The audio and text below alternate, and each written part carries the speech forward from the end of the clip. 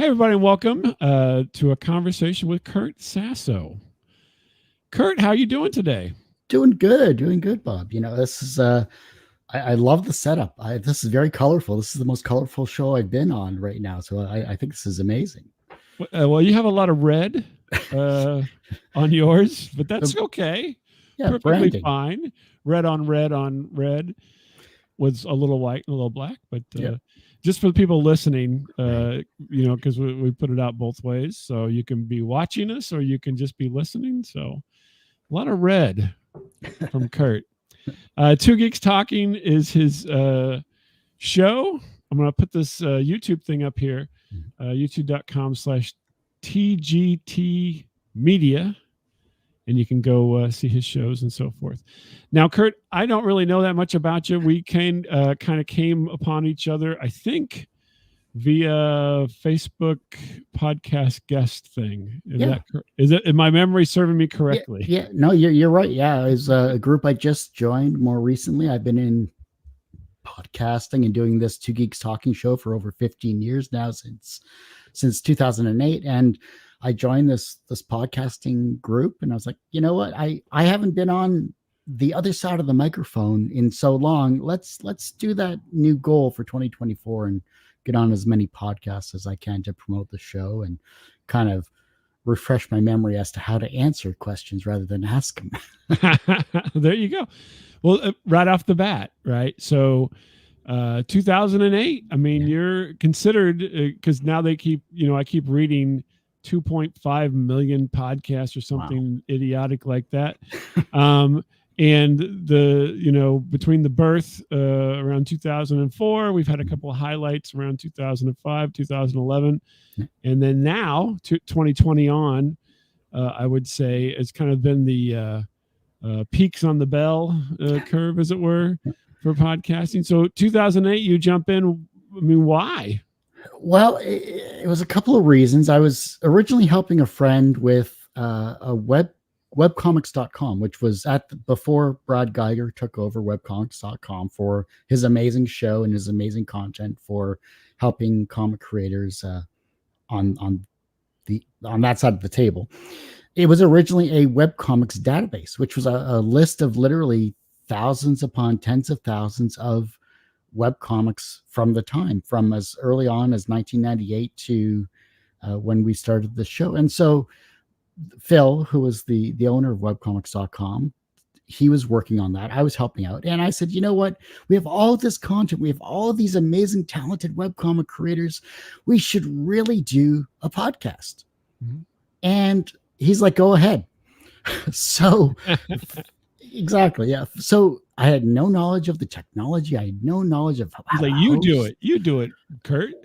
Well, the great thing about it is Phil's an amazing guy. He does web design and all that other stuff. And so he kind of was the main host, even though we were co-hosts. He was like the main face of the show for the first 60 episodes, because I say to everyone, I'm an introverted extrovert now, but back then in 2008, I was a massive introvert. So I wasn't really talking. I was doing more color commentary and things like that and barely asking any questions. And so episode 61 rolls around. Phil had to go about life. I continued on with the show in 2008. And these weren't short shows by any stretch of the imagination. These were 2 hour plus long interviews, like conversations. These were diving deep into their creative process and these people. I mean, the questions weren't as good and the audio quality is brutal because 96 hertz for podcast audio is not great quality. Yeah. So long story short, by the first year we had over 200 interviews. By the second year, we were into the 400 interview range. By about 2010, I started actually going to comic conventions, which I know is ironic for a geek, but I went to Chicago C2E2 and I literally brought a video camera, brought an audio recorder, and I started interviewing people from a video side of things. And that was just something new. That was not really being done in that space, especially with YouTube being as new as it was, because back then, and people don't realize this, that YouTube was new. Right. Yeah. 2005, I think, was YouTube's incarnation. And but most people weren't even involved in it until later than that. So Yeah.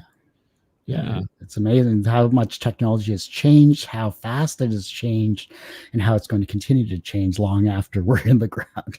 Yeah, no kidding. And it's changed quickly. So Yeah. now you're not from Chicago, I'm assuming. I think from what my very mild research, because I don't do a terrible amount of research before I do these. I kind of like to learn as we talk. Mhm. But you're not from Chicago, are you? No, I'm Canadian. I was born and raised in Windsor, Ontario, and I'm still here.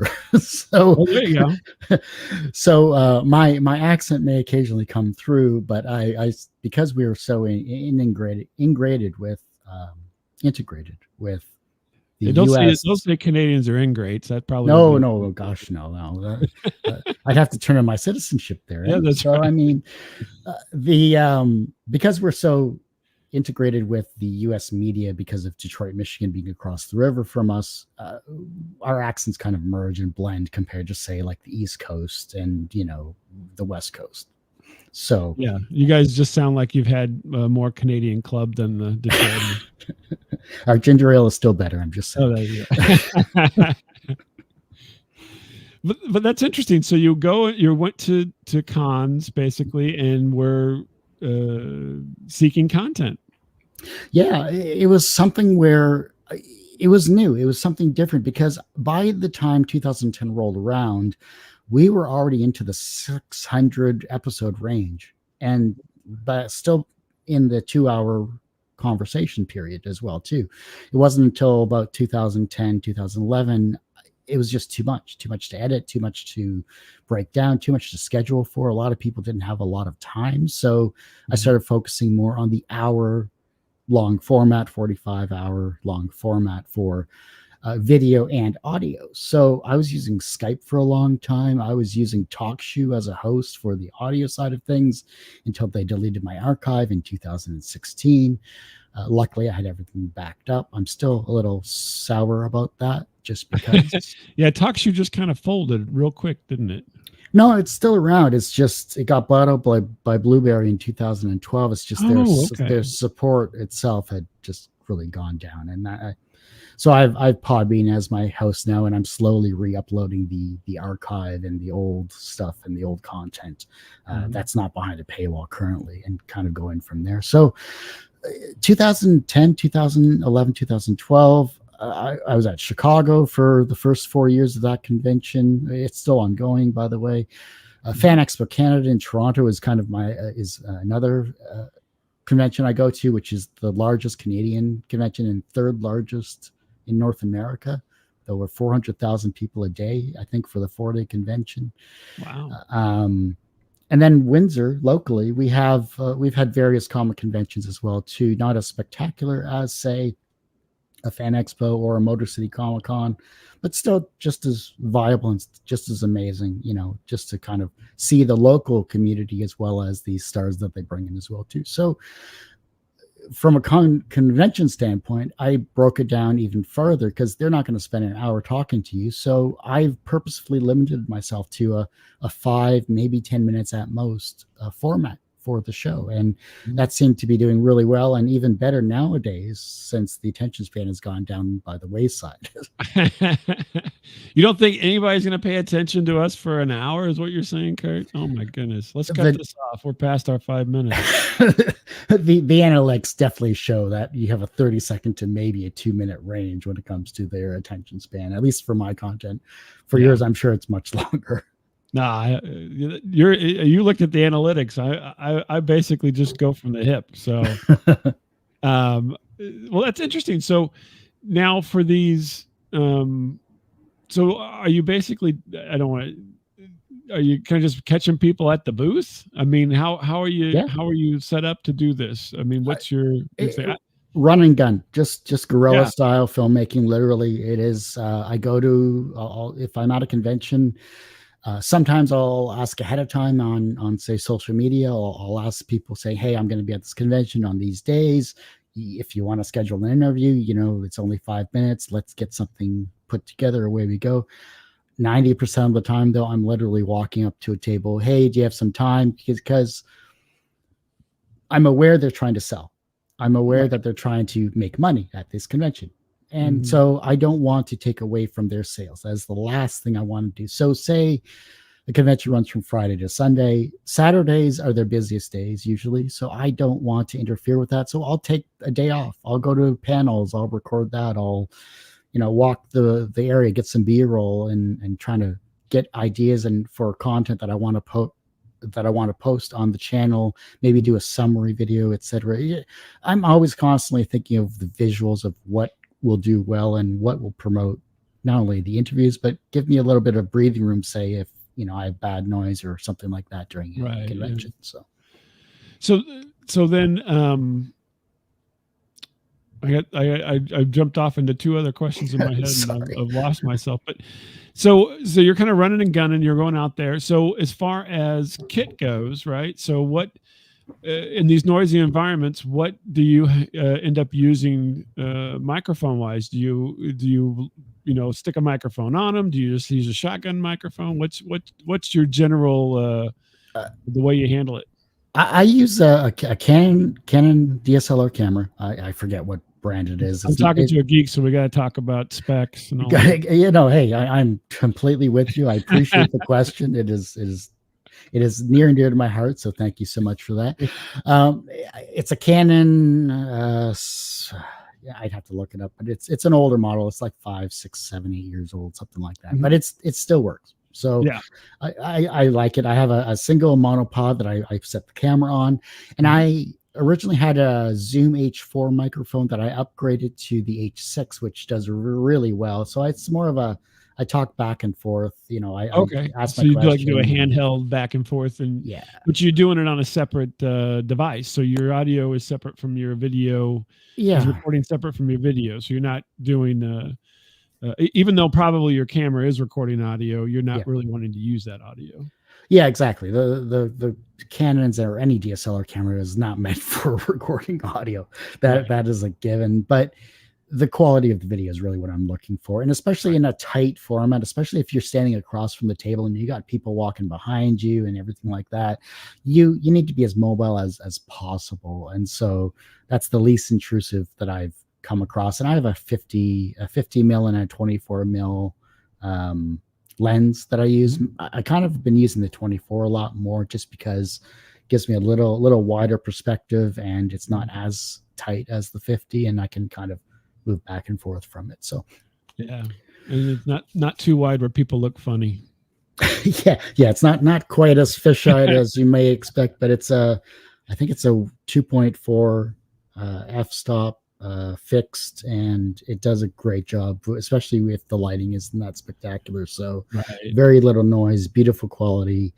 I love it. It's great for that convention scene. So then let's take it. So then you're capturing your audio on the Zoom, you're capturing your video with the Canon. That sounds terrible. Anyway, but so then we put it all together. Whenever you're basically going to record a bunch of stuff over the course of these few days for this con, and then you got to bring it all back. So what do you have? Have you streamlined your editing process, or what's your Yeah, how's that work for you? yeah. The editing process has really evolved. It is very different from an audio perspective versus video. Like once you get into video, it's a whole new animal because you're looking at start to finish. You're still looking for that story that the person's trying to tell as they're doing their spot and their interview. If we're talking from a common convention standpoint, interviews are completely separate. Same editing process, but it's two different styles of editing, in my opinion. I have my intro. My intro is always consistent. My intro is always the same. So if it's audio, I have that already pre-recorded and kind of set off by the wayside. My introduction to the guest itself is usually a little more fluid, a little more tighter. If I'm talking face to face like this, and then I go into the actual editing of the interview itself. Short form content, just 5-minute interviews are fairly easy to do because I'm only asking 4 or 5 questions and they're usually pretty consistent overall. I'll ask about what they're creating. I'll ask a couple of introspective questions, which is the hallmark of the show itself, because I'm doing a documentary called Little Person Amongst Media Giants. So I've been collecting data from these questions and interviews from these questions for the past 12 or so years. You can dive into that later. No, that's interesting. I won't do the follow-up yet. I'll try to keep it in my head for a little bit later. Fair enough. So once you get it all edited down, I don't like dead air. I don't like ums and ahs and those filler words, because I'm still thinking, yes, this is a video, but I'm going to extract it as a podcast or as an audio soundbite of some kind. So I want it as clean as possible. And while it takes more time to do that editing, and it is a bit of a pain, it can take hours to do, both from the video side and the audio side. Once you get your template down, once you get the format down, it becomes kind of second nature. Where are my questions? Did I ramble on a question? Is the guest have long spaces of dead air? Cut all that down. So as I'm scrubbing through and as I'm going, I'll cut my questions, I'll cut their answers. And that just allows me to okay, I can focus on one question, one answer at a time. I'll tighten it up as much as I can, move on to the next thing. And it's kind of just robotic and hitting all the points. So you just wait, AI is coming for you, Kurt. You won't have to do that much longer, I think. So. It's still not up to the standard that I even want. Plus, I wouldn't want to feed those algorithms. That is one giant drink you got there. I want to comment on that right now. I hope that is that coffee? What is that? Oh, that's coffee. Yeah, 26 ounces Holy of coffee. moly. And just because I as your physician, Kurt, maybe you better cut back. Time to get a new physician. I want a second. Yeah. You're listening to a cartoon cat. So that's fascinating, though. So you've got a rhythm to it. You've got everything kind of laid out, it sounds like. But you talked about the time. So you're talking about it, quite a bit of time, especially if you're talking about a con or something like that. I mean, this is going to be a lot of stuff, hopefully, for you whenever you do that, so you're not wasting your time. But so, I mean, is this all you do now, or do you have like another, is this a side thing? What's going on with you for that? I'm trying to make this a full-time thing. For a long time, I've been in other industries. I have a background in IT for 20 years. I've worked as a data analyst for a medical marijuana company for 3 years or so, until they let me go because they were downsizing, because the marijuana. They had all their data. They're like, oh, yep, everybody likes to get high. We don't need you, Kurt. Pretty much. Yeah, though I won't get into that detail. But I've been in various industries, so that's paid for a lot of not only the conventions I've gone to, but that's also paid for my equipment. That's paid for everything I've done. As of this year, I have freelanced for the past year and a half. It's not going well. Let's put it that way. It is. Oh, come on, Kurt. Get some positivity to me here. Look, I'm going to lay it straight. It is a tough industry to have a podcast where everyone wants to be on for free, and yet you have the technical ability to do social media promotion, managing, editing, producing, interviewing, everything like that I do have, and that I've honed and fine-tuned for the past 15 plus years. Yeah, and you've got a system. I have a system that is readily available. I have the reach, and I have the ability and the know-how to make whoever decides to come on the show that much better. And so as a freelancer, as a host and a creator, while I love and I will always have free content and free slots available for those that need it, I have other paid services as well. And this is something I just started doing in the last couple of years, because as much as I love doing free content, as much as I love helping the community that has been with me for all these years, I can't live on free. So right, yeah, no, nobody can. That's right. And well, it's interesting. So you've done this obviously for quite some time. When do you think that shift happened, where you're like saying, you know what, I need to make a change in my delivery here? What was your thought process through all that? I'm broke. I need money. Well, no. I mean, before you committed. Oh, sorry. Yes, I understand now. Yeah. a couple of years ago, quite literally. I should have done this 5-10 years ago, to be perfectly honest, and I think it would have been well received in that respect. I've done it where I did a test case in 6 months. Yeah, 6 months ago, I did a test case for X amount of dollars. Same process, same format that I'm doing now to see if there was interest, and there was, and that's great. So I kind of moved forward with that in the next step. And so, you know, this has been a wonderful experience because I've had a lot of people, not only in the community itself, but also outside of the community, where I have a good friend that's done video editing and production for feature films and everything like that, saying, why are you doing this for free? You have the skills, you have the knowledge, you have the know-how, you should be charging. And so I took that to heart, and I moved forward with it. And I think it's something that a lot more content creators should be doing, especially on our side of the table, because it is a great service that people use constantly. And it's not just here and now, it is for future as well, because maybe a couple of years down the road, an interview will be picked up or a guest will be picked up for a major network or whatever. Well, now you have older content that they can go back to and see their progression. Thinking about this ahead of time and thinking about the longevity of the show itself is kind of how I want to create this. Yes, it's a podcast, but it's also a business as well, and people don't understand that. And it's my fault for not really promoting it as such, because I'm so interested in the guests that come on the show. Yeah, I mean, that's the fun part, right? So the fun part is talking to people and learning about things, right? And I mean, you are for me now, the person with the largest cup of coffee I've ever talked to. And so you're trying to make this transition and into that area. So then I guess I'm trying to think. So strategy wise, right? So when you go into things like this, typically, people make some kind of a business plan or what have you. And so did you think about this strategically, or were you like, hey, I think I can do this, let's just do it? Or, what was that? Little of column A, little of column B. Go ahead. Sorry? Go ahead. I'm sorry. I didn't mean to cut you off. Oh, no. Sorry. I thought your question ended. My fault. Anyhow, I think for me, it was a little of column A, a little of column B. I do have a plan of sorts. Let's start with that.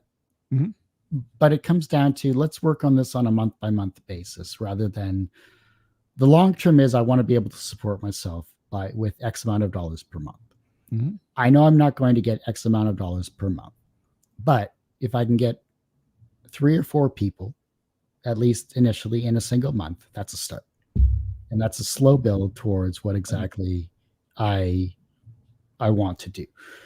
And so eventually I want to get to the point where whatever I was making at my last job is what I want to make per year for the podcast. So say it was $55,000 a year Canadian. I know that's like, I don't know. I can't do the conversion off the top of my head. That's like 10K US or something like that. Anyhow, no, it's about half. Anyhow, long story short, I want to make, like, as a round number, $55,000 a year in the show. And so with the skill sets that I have, with the knowledge I have, I mean, I went to school for communication, media, and film while still doing the Two Geeks Talking show for a 4-year double major program. And I was still constantly promoting and pushing in that respect as well, too. So yes, I have a plan. My ultimate goal is X amount of dollars. If I can get 4 to 10 people per month, whether they're the same people or whether they're completely different people, it doesn't matter. That's a great starting point. And that's really what I'm focusing on right here and now. Do you want to do editing and so forth for other shows mostly, or do you want to do things like you mentioned the documentary? Do you want to do things like that more? To me, they're all one and the same. I think if I'm doing editing full time, whether it's as for a show or whether it's for a film or whether it's for whatever, I have the ability to do that, and I would love to do that. And I think that's the ultimate goal as well for me too, because I know the podcast won't sustain what I need to do. I know video editing is where we need to go, or where I need to go for a business. And that same person that has been mentoring me since I was in university has been doing this for 40 plus years in video production and video editing, as well as audio engineering as well. So it is possible to have that as my main job. It's a matter of just pushing forward, finding the people, showcasing what I can do, and moving forward with that as well. So yeah, I want to do everything I can, and I want to be the best that I can with what I have. I just have to get my name out there and continue to get it out there, whether it's with short content for comic creators, or whether it's with longer format in the industry, whether it's TV or film. Have you thought about, so you go to these cons, and you've gone to several with, repeatedly. Have you thought about talking to them about creating content for the con, and then being paid for that? Because I mean, I'm sure they want that. The interesting thing about production over the last few years, sorry, I'm going to expound upon this while you get a drink of coffee, and is that we I'm trying to think. I'm not exactly sure how old you are, but I'm 44. Okay, so you're not very old, Kurt. So, but you probably remember America's Funniest Home Videos. Oh, yeah.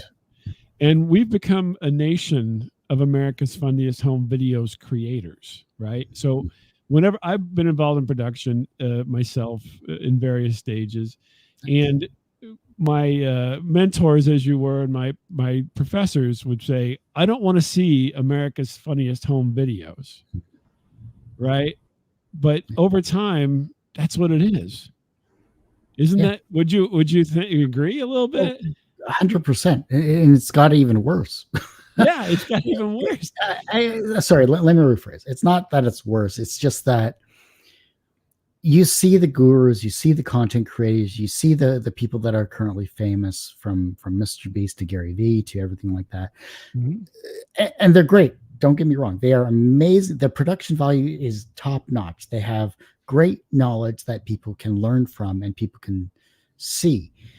Then you get the other side of the table, where you see TikTok, you see that type of content. You look at the Instagram reels, you look at the Facebook reels, you look at the shorts of YouTube.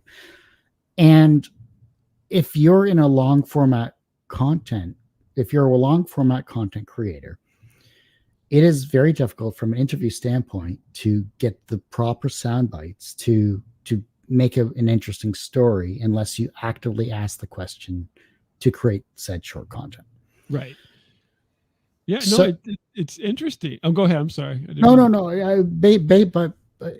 But it's time consuming. That's the problem. It is very time consuming to filter down the questions, get the answers, and then are you going to take the time to do a two-shot where the host and the guest are on top of each other, and then kind of doing the subtitles in the middle? Or are you going to do B-roll while the person is talking? Are you going to create a 1 minute from a 3-minute clip? Are you going to go even less than that now? Like, the format and the algorithm has changed so much. Can your attention span withstand 30 seconds? Is that too long nowadays? Who knows? No, I don't. It boggles the mind. Kind of what you're seeing and what breaks through in current times. So it's interesting what people find interesting, and it doesn't always coincide with quality and or effort. Yeah. And so that's what's over the years has been surprising to me, because if you study, as you have, quality and effort are paramount, but out in the wild, quality and effort are sometimes not part of the equation. Yeah. Look, you're dead on. You are 100% on. I have no notes, no rebuttal, nothing like that. It is, you're spot on completely. It's just, well, my question would be, how do you compete with that? That's the hard part, right? A phrase I've been saying more recently is we are 1 out of 5 to 8 billion people in the world screaming into the void of the masses trying to get our message across in some way, shape, or form. Do we do that? Who knows? But we keep doing it. We keep creating. We keep putting out the content we put out because it either speaks to us or it will speak to someone that gets to watch it. Whether it becomes popular or not, or whether you can become viral or not, shouldn't be the focus. Like, tell the story you want to tell and get the content out there. If it helps even just one person, you've done your job. You're not going to make the money on it. You're going to make someone's life better, hopefully, with the content you create. And that's kind of been my focus for 15 years. Like, the people that come on the show are either indie creators in comics, TV, film, music, or video games, or the professionals in their various industries. And they are amazing because they are taking the time to come on this platform that I've created for 15 plus years and talk, go behind the scenes, go in depth into their own stories and their own personal struggles and their successes, and tell why they went through these things to get their message across, to sell whatever product they have to sell, to showcase the talents that they all have. They just don't have the time to actually put it out there. And I'm glad that at least I've given them that capability in some way, shape, or form. And the focus is always on the guest. It's never on me. So it's I do what I can. Yeah, no, that's fantastic. So I think right now what happens is there's a lot of niche kind of things, and would you say that I mean, you just kind of rattled off your things there. I mean, that niche has gotten so much bigger now than it was 15 years ago. So Yeah. is it still a niche? I mean, that would be my question.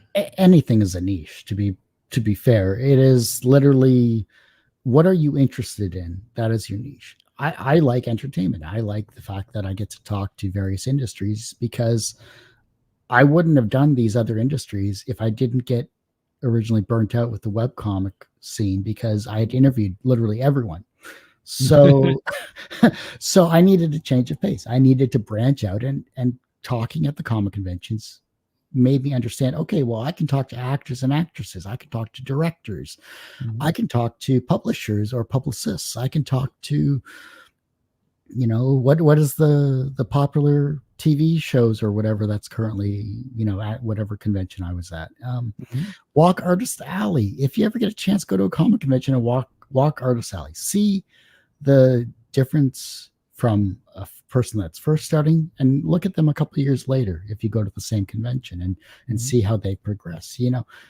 Everyone is evolving their skill sets and their standards, but if you get to talk with them, if you get to see why they're doing what they're doing, it's just it's amazing. Like, we're a creative race. We just need to just yell to the void a little louder.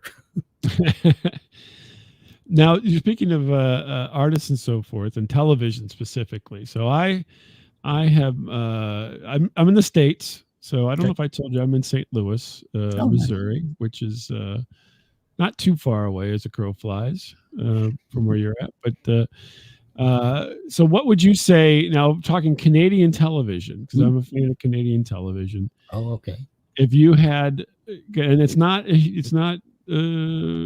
broad like American television. Canadian television is a little bit more narrow. What is your favorite Canadian television produced show? Ooh, that is tough. You can have more than one if you don't want to pick favorites. I'm fine with that. Well, I grew up in the 80s. So 80s 80s Canadian television is vastly different than what it is today. Yeah.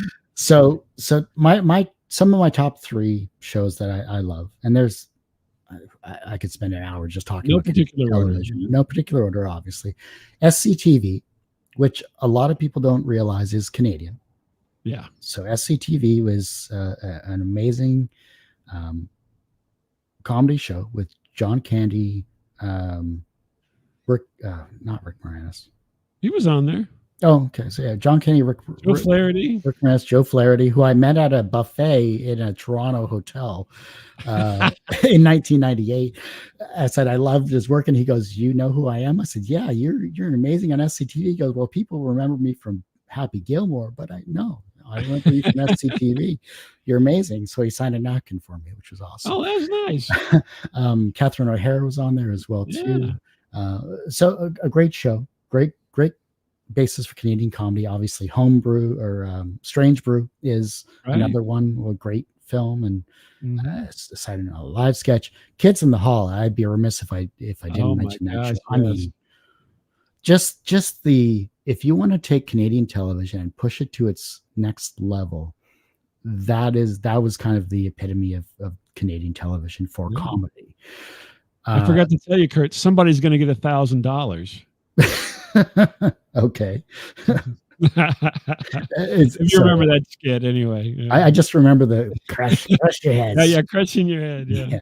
Oh, and then moving on, we a little more recent. I mean, we have Schitt's Creek. We have Yeah. Kim's Convenience is still an amazing show as well Oh, too. yeah. Um, I just had another one that was earlier, but uh, there's just a lot of comedy. I love comedy. I loved what they were creating. I mean, Beachcombers. If we want to go really old school on that, that That's was old school. classic. Which the restaurant is still around, by the way. Just to let everyone know.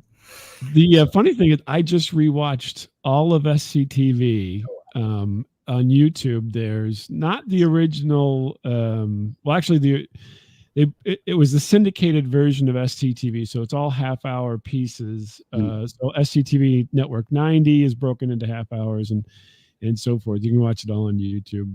Probably Red not legally, but you know, Red I mean, Green it Show shouldn't as be there. well But, is the other one. what's that? The Red Green Show is the other one. Oh yeah, Red Green. Goodness gracious, I've watched all these shows, but yeah, SCTV I went back to because I thought I watched that when I was young as well, and in the NBC version mostly, but every once in a while they would play the syndicated version in different places, and I'd catch it, the old ones with Harold Ramis, and so I rewatched it all. So yeah. Oh my gosh, yeah. I love every one of those shows you mentioned are fantastic. I will tell you a show that I always put a plug in for when I talk to people about Canadian television, and that's Corner Gas, Oh yeah. which I believe is the perfect sitcom. Mm-hmm. Now, a lot of people don't agree with me, and that's fine. But everybody likes to say Seinfeld. No, Corner Gas is if you had to do a master class on sitcoms, Corner Gas would be it, if you ask me. Yeah, I'll agree with that. Letterkenny is another one. I think more recently that's Letterkenny is good, but they curse so much that it's hard for people. It can be, yeah, and especially when they almost go full Canadian on it, it's a little too much even for us Canadians. So, or like Trailer Park Boys, you know what I mean? So yeah, that was a whole other avenue. Well, that's good. So that's fantastic, and it's so nice. The funny thing, I asked that question to other folks from Canada, and they can't hardly name any of those, which is funny to me. Turn in your citizenships and your Tim Hortons card there, eh? And just That's right. back down to the States there. I'm like, I shouldn't be knowing more of these shows than you, to be honest, because I've only been there twice, I guess. I've been to Canada twice. So no, it's fantastic. So. So you've been able to talk to these folks, and you're not exclusively Canadian content, though, I'm assuming, right? No.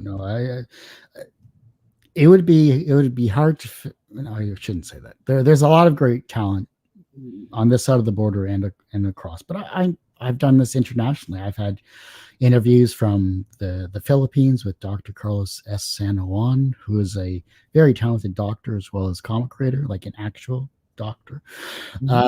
Just have to specify that. So I've had Europe, Germany. I'm trying to think how far east I've gone. Philippines for sure, Germany for sure, Britain many times, England, UK, Ireland, all that. Probably India once or twice. The show's international. I mean, it's available through podcasting. It's available on YouTube. Mhm. It's available on all social media platforms, whether they're good or bad. And it, Is that a you know, comment about X? Come on. you mean Twitter? I will never Or call it whatever, X. yeah. Whatever Yeah. you want to call it. Yeah. Look, it's available everywhere. If YouTube, youtube.com/TGT media. Oh, it's on the screen. It's available for everyone to watch and be part of. And yeah, there's so much talent, like especially in the Philippines. We know the artists and we know about the talent that is in that area, because if you look at the mangas, if you look at the cartoons that are generated out of the Southeast Asia corridor there, it's incredible. I mean, they have such amazing talent, but so does North America, so does all over the world. You find a style that you enjoy and that you'll read continuously, and if they happen to be a guest on your show, so be it. If they happen to be someone you read and support in some way, shape, or form, even better.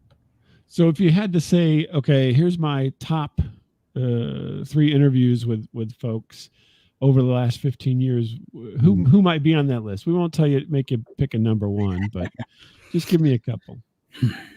Biff Naked, Canadian rock legend. I had her on the show a couple of years back, and it was amazing because that was just a shot in the dark in terms of sending an email to her publicist. Mm-hmm. It just worked out. I wasn't expecting it. I was like, hey, let's cast the line. Here we go. She was amazing. We chatted for a quick half hour, and she went about her way, and we talked about her new albums and things like that. That was really well done. I had a very brief but extended interview with Jason Mewes at Fan Expo Canada one year, who is, of course, is as Jay and Silent Bob, as well as he was in how long ago was this for Jason Mewes? 2017, 18, something like that. So you got sober Jason Mewes. That's good. What, did he accidentally fall off again? Well, no, he's been good for a while, but prior to that, he wasn't so good. So yeah, no, I got the sober Jason Mewes, and he was a wonderful person to chat with. I've been fortunate enough to do some roundtable sessions with the cast of, say, Defiance and Lost Girl many times as well, and these are all shows that are no longer on the air, but Defiance was Defiance, Missouri, wasn't it? That was the show. Yeah, I watched a bit of that. Yeah, I got to interview all of those amazing actors. There is a Defiance, Missouri, actually. So there is. There really is. Yeah, I don't think it didn't look anything like in the show, but Well, I mean, I don't know the landscape of Missouri and St. Louis, so I'm not going to comment on that. I live in St. Louis, so yeah, it's not too far. So is the arch as impressive as everyone says? No, it's no. I mean, it's fun to go up once, but that's about it.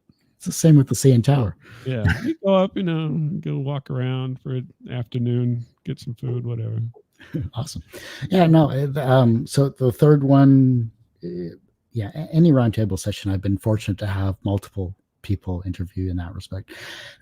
Roundtable sessions. So this is ones that you're catching at the con, or is this ones that you set up yourself? Those are ones I get fortunate enough to be invited to at the conventions. So they're publicists, or I put my name into a hat. So to put my name to a hat, they pick my name, and I get quick interviews along with 6 other people. It's very intimate. Oh, so you're doing the interview roulette or whatever, where you jump in and get 2 minutes, and these poor people are sitting there all day pounding Dasani. Well, and then you hit them with an introspective question, and they're like, I just got off set. Like, I don't have the brain capacity to answer this. Like, this is a little too much. Can you just ask me about the weather or something? Yeah, exactly. Yeah. Well, what's your favorite? Fascinating. So are you familiar? There's a guy, I'm going to blank on his name now.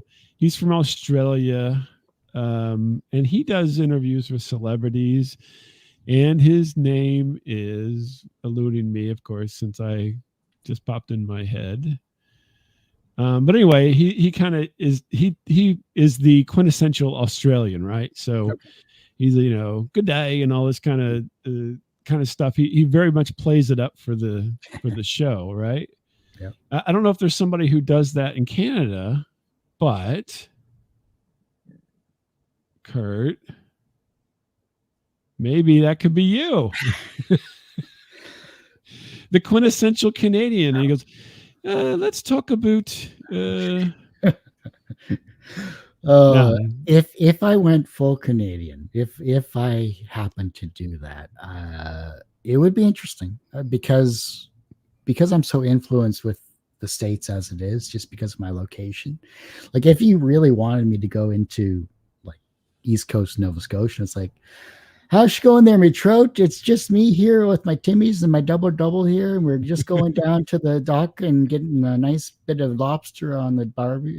Sorry, that's Australian. So Yeah, they go to the Barbie. Yeah. What do so they call it there? They might call it the Barbie there, don't you? that's just a barbecue. Yeah, just Yeah. barbecue pit, anything like Yeah. that. Yeah, it's I would have to put up an act, a little bit of an act, not too much, but it would be interesting if I were to say rebrand the show and put on the toque and do all that stuff, go straight through in that respect, and Right. do all that. So maybe if I decide to do another show, we'll go the full on. Yeah, you got that Canadian giant cup of coffee. That alone is its own symbol. It's locally sourced as well. So Yeah, there you go. See, that's fantastic.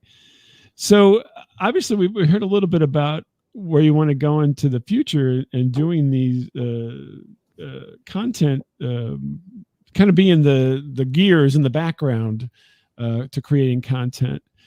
If you were to project yourself 5 years into the future, right? Where do you want to be in 5 years? You think with all this? I know it's already been 15. Let's say 20.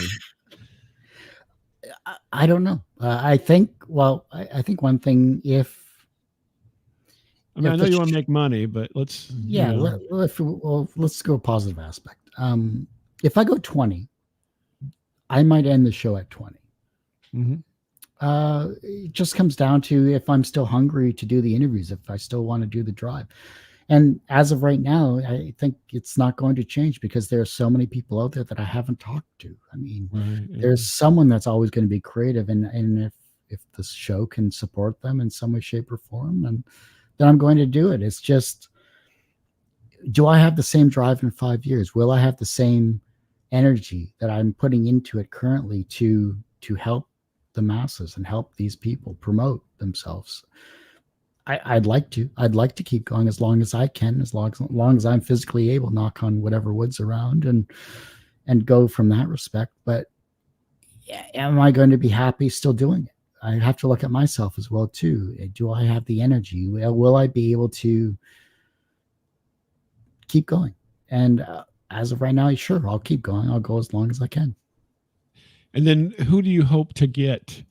Like, what would be your interview wise? Who is your, who's the white whale? Who's Moby Dick in this, in your Captain Ahab situation? It was Stan Lee, but that ship's sailed, unfortunately. You can go to his grave and wait for a response. I could, but it would be many hours of dead air. Yeah, that's okay. I don't know. I think anyone at this point. I would love. I have a list of maybe 100 people. I think that I'm going to try to reach out to this year, and I'll keep reaching out to a lot of celebrities, obviously, because that's what drives traffic and that's what drives interest towards your shows. And if I can get 15 minutes with these people, then great. If I can get more, even better. I will not say no to longer content. And so, Scarlett Johansson would be an interesting interview. I'd love to pick her brain as to why she did Ghost in the Shell when there was other capable actresses. Oh yeah, they got a lot of backlash on that one. She's still very talented. I think Florence Pugh would be amazing to talk to personally. Chalamet would be a nice one. I wouldn't mind picking Christopher Nolan's brain as a director, just because he's done so many amazing films, and he doesn't rely on director's cuts, which is nice. Unlike say Oppenheimer, you seen it? Haven't seen it yet. No, I haven't had a chance to. But I look, from the visuals I saw, it looked amazing. I think I won't spoil it, but a bomb goes off. So it's not the bomb. Yeah, well, yeah, something happens in there. But yeah, his storytelling and his visuals, I think, are amazing and timeless. From Memento all the way to his current works and beyond. I think he has a great style. Oh yeah, definitely one of the greats. So, last question for you here. Do you know who Will Sasso is? Will Sasso is? So, and this is something I'm still looking into, but I think he's like a third cousin once or twice removed. So, oh really? I thought you were going to say you don't know who he was, but okay. Oh no. It's funny because I interviewed Phil Lamar, the talented voice actor, and of course co-host during his Mad TV days, and he asked me the same question, and I'm like, he's like a third cousin to me, and so I would love to have him on the show. I think that'd be hilarious. I think it's a must. I think thanks. Then I just added another name to the list. Yeah, put him on the list. I think he's enormously talented. He gets short shrift, to be honest with you. Really? On some of his parts, he's way more qualified than a lot of people. Yeah, I think, and his podcast is fun to listen to as well too. I've just seen his shorts on the YouTube, and I think he's very talented. Not only his voices, but he has a really cool mindset in terms of that. And Bert Krishner, I think, would be another one. He'd be hilarious to interview. I love The Machine. The film was great, and the I'll have to watch sketch. It. I haven't watched it yet. It has Mark Hamill in it. Why wouldn't you watch it? I know, but I had Mark Hamill doesn't always put it over the top. I mean, when you're the Joker, do you really need to put yourself over the top? Well, no one was. Yeah, just because he was Luke Skywalker doesn't mean I'm going to watch the other movie. Kurt, I want to thank you very much for spending some time with me today and answering my stupid questions. I am concerned about your coffee intake, but I think you'll have to deal with that. You have what do they call that? You got healthcare built into your country, so you'll be okay. All right. Now, hey, Bob, this is amazing. This is a fun interview. Is great to have these wonderful questions. And honestly, I if you want me back on, feel free to invite me anytime. I'd love to talk more Canadian content and any questions you have. Well, yeah, and tell people. I mean, we've got it on the screen, but for people listening, where do they find you? Well, I'll do my outro here. Just give me a second. Well, that ends this particular episode of Two Geeks Talking. You can, of course, find this interview and 1,000+ others, quite literally, on our website, tgtmedia.com or twogeekstalking.com. That's TWO. But website's going through a revamp. Go to our YouTube channel, which is a lot more updated. This is youtube.com/TGT Media. The podcast is back after 12 or so years. You can find that at twogeekstalking.podbean.com or just search Two Geeks Talking wherever you get your podcasts. And as I say every week, everyone has a story to tell. It's up to me to help bring that out. Thanks for listening and watching on Two Geeks Talking. Thanks, Kurt. We'll see you all next time.